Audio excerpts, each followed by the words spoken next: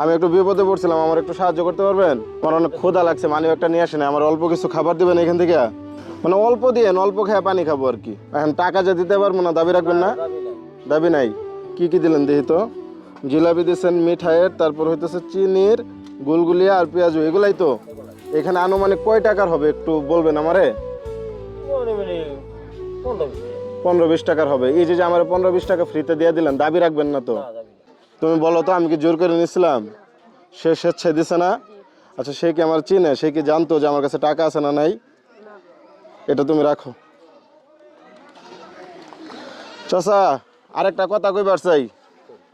আইনে যে আমার ফ্রিতে দিলেন, আইনে কি দেখছিলেন আমার টেয়া আছে না নাই? আইনে চেক করছিলেন আমারে? তাহলে আমার ফ্রিতে দিলেন কি লিগে? মানে আমার মনে ধরছে এই জন্য। একটা সত্যি কথা কই, আমি জাস্ট পরীক্ষা করতেছিলাম যে আপনি আমার ফ্রিতে দেন কিনা, বা আপনার কাছে একটা মানুষ যদি আইসা বলে যে আমি ক্ষুধার্ত, আমার কাছে টাকা নাই, ওই ক্ষেত্রে আপনি সাহায্য করেন কিনা? 100 বার করবেন। তো এই যে আপনি পরীক্ষায় পাশ করলেন না ফেল করলেন, আমি যে পরীক্ষাটা করতেছিলাম, আল্লাহ জানে। আপনার কি মনে হয় কি করলেন? পাশ করলেন। আমি যদি সামান্য একটা পুরস্কার দিই, না যাবো? আচ্ছা, 1 মিনিট দাঁড়ান।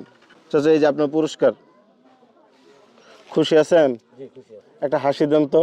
আর মনটা এত খারাপ কেন? মুখটা এত বিরক্ত কেন? ব্যবসা কম? আমি স্যার না তো, আমি আপনার ছেলের বয়সী। আমার মানে আর কি নাম ধরে বললে হবে, আমার নাম রিয়াদ। ভালো থাকেন, হ্যাঁ? যাই। এই যে আপনি যে আমার ফ্রিতে দিলেন, আল্লাহ পাক আপনার ব্যবসা ভালো করবে, দেখেন। ভালো থাকেন।